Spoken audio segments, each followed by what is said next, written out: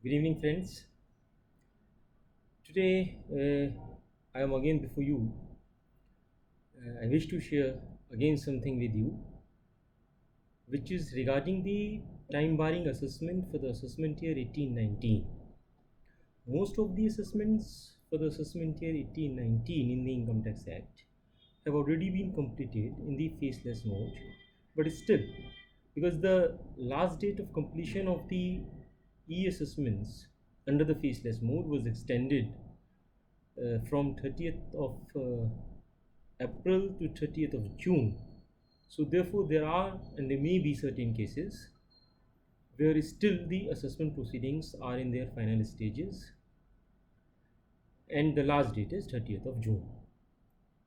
In this period of June, which is the time barring month to complete these assessments, councils and assessees are getting show cause notices at the last moment, and those show cause notices with the draft orders are being served through e-portal of the faceless assessment, and along with that those show cause notices are also coming on the registered mail ID of the assessees.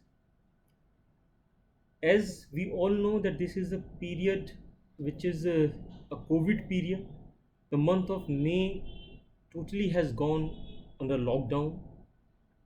People are totally unavailable, not capable of being doing the compliance to these show cause notices, particularly when they involve third party confirmations, third party document collection, bank statements of last years, and so on and so forth.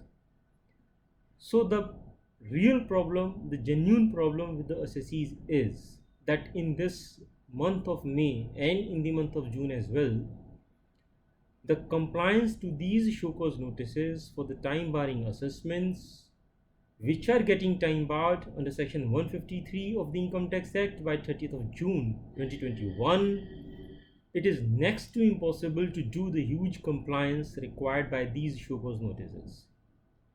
The problem is too prolonged. Number one, at times the notices are coming on email, registered email of the assessees, and the same notice, the show cause notice, it is taking some more time to be available on the e-portal. So practically speaking, it is so happening that when we get to know that there is a show cause notice on the e-portal, it has already been 2 days. And these days the show cause notices are issued with a timeline of only 2-3 days. So at times it so happens that the moment you see that there is a show cause notice available on the e-portal, the time for the compliance is already over.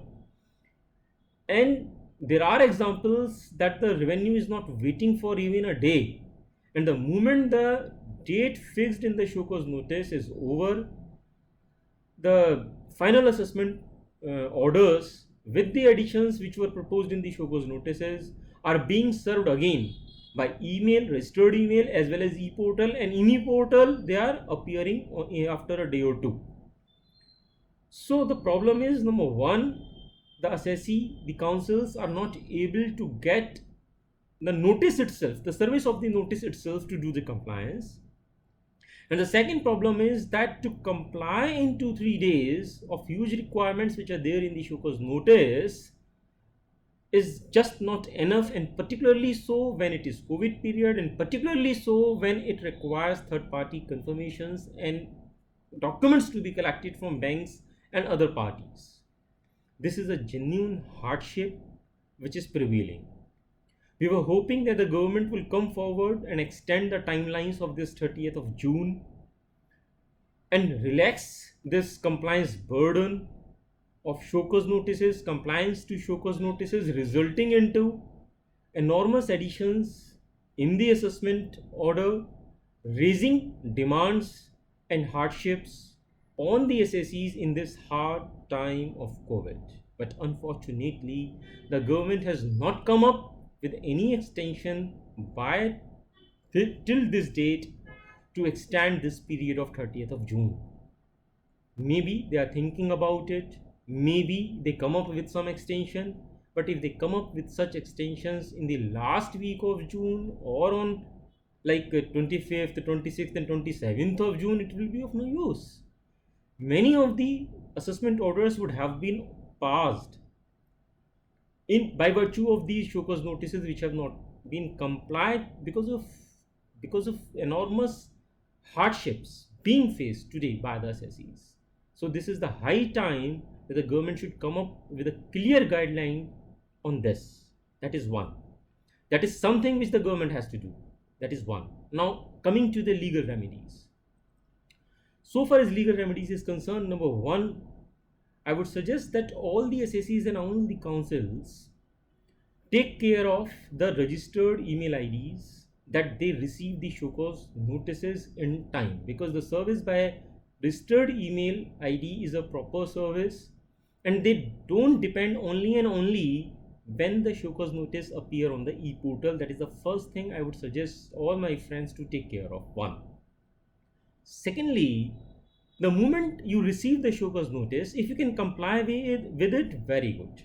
If you cannot comply with it, there are genuine problems and the time is too short, then please place a detailed adjournment request through the e-portal to the assessing officer, citing the COVID reasons and asking for proper time of 2 weeks, 3 weeks, whatever you feel like is reasonable.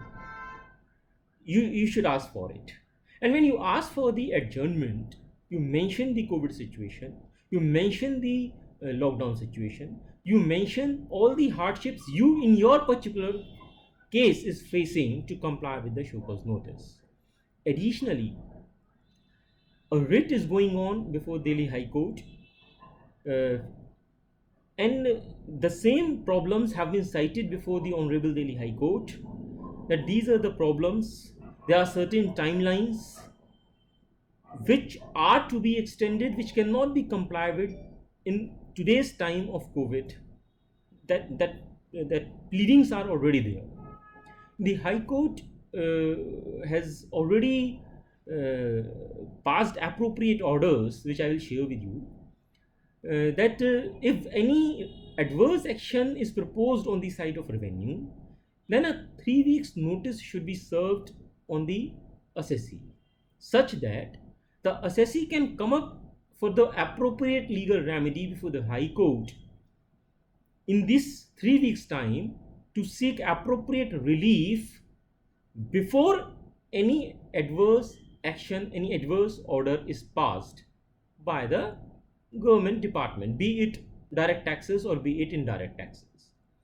So when you put up your adjournment request before the assessing officer, you can very well cite, you can very well bring to the notice of the assessing officer that these situation, these problems are already under consideration before the Honorable Delhi High Court in a writ jurisdiction.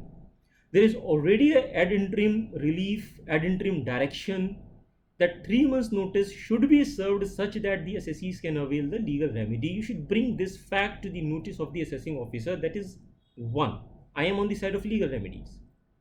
Second thing is, there is already a Supreme Court order that in general, in any law, any quasi-judicial authority, the law of limitation has been put to kind of a suspension till further orders of the Supreme Court.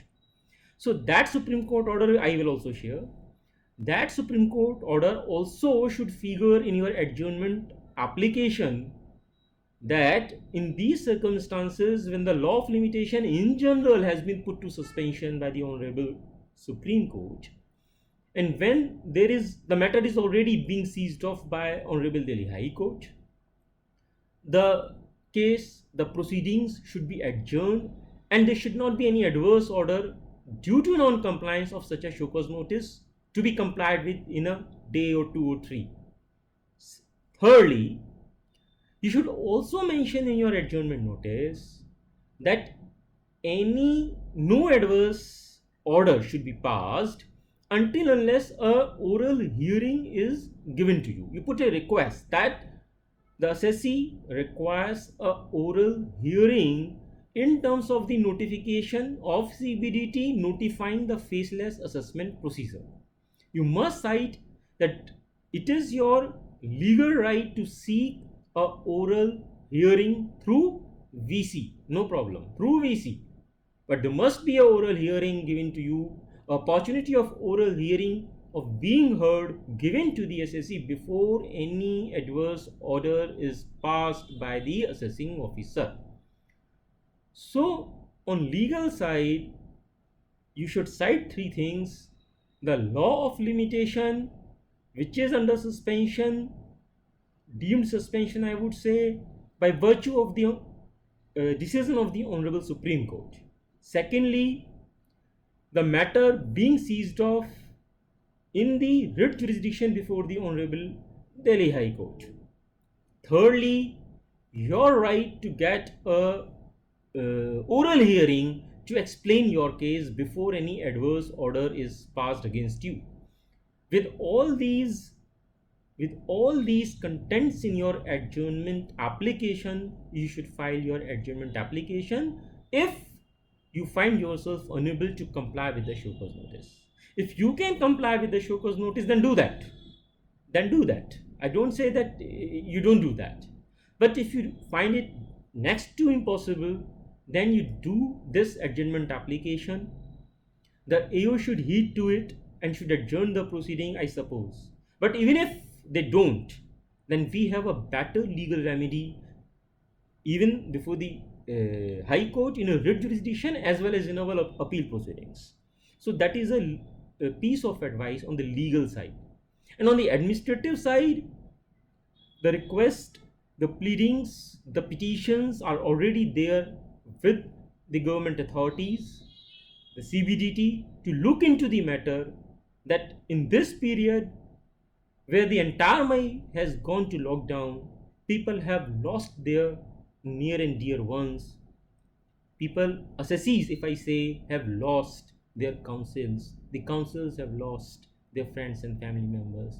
In such a situation, the show cause notices asking for compliance in a day or two or three is just not okay, is just not justifiable. No way it can be justified. If the government is thinking of some relief, then they should do it fast and they should come up with the press release and notification to that effect. They have already taken time before Honorable Delhi High Court to file their submissions, to take instructions from the government, but on administrative side, the CBDT should act fast. But CBDT acting on its own is another question. We as a legal counsel who are defending our assessees and looking after the assessment proceedings through the e-portal, we should be apt enough that we place our submissions, our pleadings in response to show cause notice, at least by filing an adjournment application with factual facts which gives evidence about the hardship that particular assessee is facing, along with the legal course, the legal situation and remedies which are there, which I have discussed with you. So that should also go and that should form part of our record, the assessment record, such that we can take appropriate relief in appellate proceedings under the statute or in writ proceedings before the respective high court, as the case may be. Thank you. Thanks a lot. Thank you very much.